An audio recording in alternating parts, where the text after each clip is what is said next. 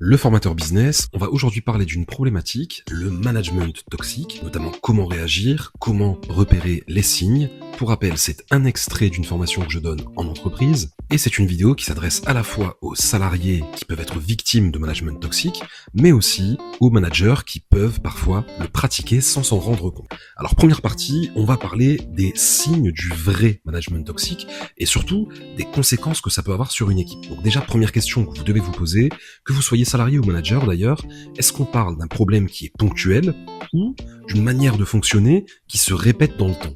Parce qu'il faut bien faire attention à une chose, aujourd'hui le terme est un petit peu galvaudé, on utilise le mot toxique un peu trop vite et partout. Un manager qui vous fait une remarque, qui vous recadre ou qui vous demande beaucoup de travail n'est pas forcément quelqu'un de toxique. C'est quelqu'un qui peut être exigeant, parfois maladroit, il peut même parfois être de mauvaise humeur. Ça arrive. Le vrai problème, et c'est ça qui permet justement de savoir si on a affaire à du management toxique, c'est quand certains comportements reviennent tout le temps. Par exemple, un manager qui critique sans arrêt, qui humilie devant les autres, qui ne reconnaît jamais le travail qui a été accompli, ou alors qui va changer constamment les consignes, ou qui veut tout contrôler. Ça d'ailleurs, c'est ce qu'on appelle le micromanagement, j'avais fait une vidéo à ce sujet, le manager qui veut vérifier chaque détail, relire tous les mails, ou encore valider chaque décision, intervenir dans chaque tâche. Au bout d'un moment, les salariés vont finir par se dire à quoi bon prendre des initiatives puisqu'il va tout refaire derrière moi. Moi je me souviens d'un client en entreprise qui m'avait consulté parce que justement son équipe le trouvait toxique. Lui il ne comprenait pas trop et il me disait bon voilà moi je suis juste exigeant, je veux que le travail soit bien fait, mais quand on a commencé à creuser, on s'est rendu compte qu'il modifiait quasiment tout ce que faisaient ses collaborateurs. Même quand le travail était bon, il avait toujours quelque chose à changer et à redire. Et surtout, en fait, il ne disait jamais quand quelque chose était réussi. Résultat, son équipe ne proposait plus rien, l'esprit d'initiative s'était affaibli, les gens attendaient ses consignes et il faisait vraiment le minimum pour ne pas se faire reprendre. Donc oui, parfois l'intention du manager, elle n'est pas forcément mauvaise, mais ce qui compte, ce n'est pas seulement l'intention, c'est l'effet produit sur une équipe. Et ces effets, ils peuvent être très concrets, de la perte de motivation, du stress, parfois des retards, de l'absentéisme, des départs, des conflits, mais aussi une baisse de performance. On parle aussi de sécurité psychologique, et c'est souvent ça, le signe qu'on a affaire à du management toxique, quand justement cette sécurité psychologique est atteinte. Simplement le fait, par exemple, de pouvoir poser une question, donner une idée, reconnaître une erreur sans avoir peur de se faire ridiculiser, quand cette sécurité disparaît, les salariés se taisent, et quand tout le monde se tait, l'équipe ne progresse plus. Allez, deuxième partie, comment contourner le problème quand on doit continuer à travailler avec un manager qui est toxique. Et donc, deuxième question, un peu fil rouge de ce cours, est-ce que vous avez encore une marge de manœuvre dans cette situation ? La première chose, bien sûr, ça va être d'éviter de réagir uniquement sous le coup de l'émotion. Bon, évidemment, c'est difficile, notamment quand on se sent attaqué ou humilié, on a envie de répondre immédiatement. Mais face à ce type de manager toxique, plus vous allez être en fait factuel, plus vous allez vous protéger. Donc essayez de garder des traces aussi quand c'est nécessaire, peut-être des mails ou encore des comptes rendus de réunion qui pourraient servir de preuve de ce que vous avancez. Par exemple, après une consigne orale qui serait un petit peu floue, vous pouvez envoyer un mail très simple pour être sûr d'avoir bien compris, je récapitule les priorités. Ce n'est pas forcément agressif, mais au moins les choses sont posées. Vous pouvez aussi éviter les confrontations devant toute l'équipe. Si vous devez parler d'un problème, faites-le dans un moment calme, en donnant des exemples précis. Et ne dites pas, vous êtes injuste. Dites plutôt, voilà, lors des 2 dernières réunions, j'ai été repris devant l'équipe, j'aimerais qu'on puisse faire ce type de retour en privé. Et ça, c'est une différence qui est importante. Dans certaines entreprises, ça peut être utile de passer par généralement le N+2, les RH, un représentant du personnel, une tierce personne.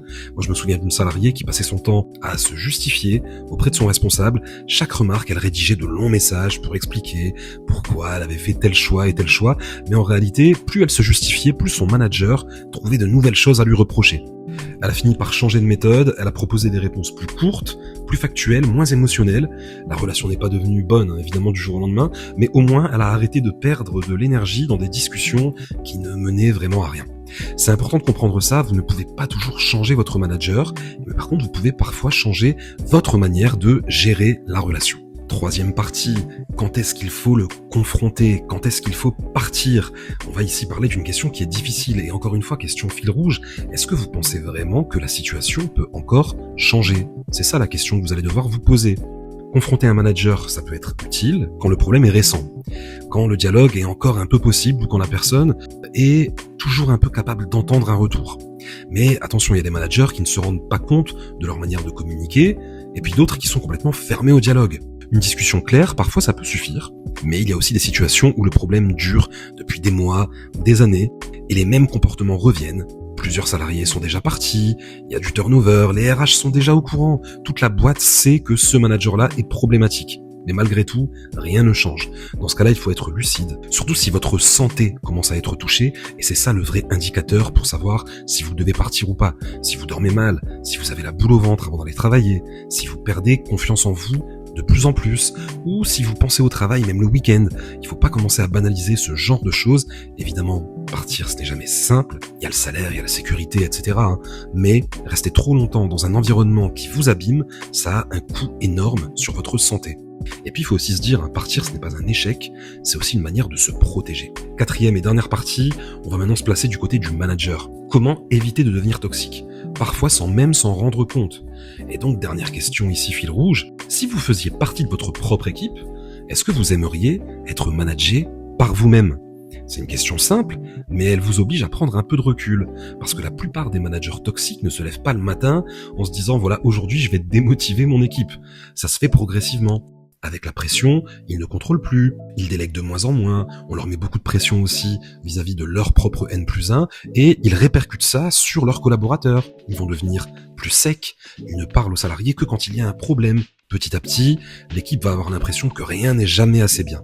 Être exigeant, ce n'est pas un problème, mais l'exigence doit être accompagnée de règles claires, de respect et d'un minimum de reconnaissance. Un bon manager peut dire qu'un travail n'est pas satisfaisant, mais il doit toujours quand même expliquer le pourquoi, donner une direction et éviter d'humilier la personne. Il doit aussi laisser de l'autonomie. Si vous déléguez une tâche mais que vous contrôlez tout derrière, c'est pas vraiment de la délégation. Demandez aussi les retours à votre équipe sur votre comportement, pas seulement une fois par an pendant l'entretien annuel, mais posez-leur une question simple, qu'est-ce que je pourrais faire différemment pour mieux vous aider ?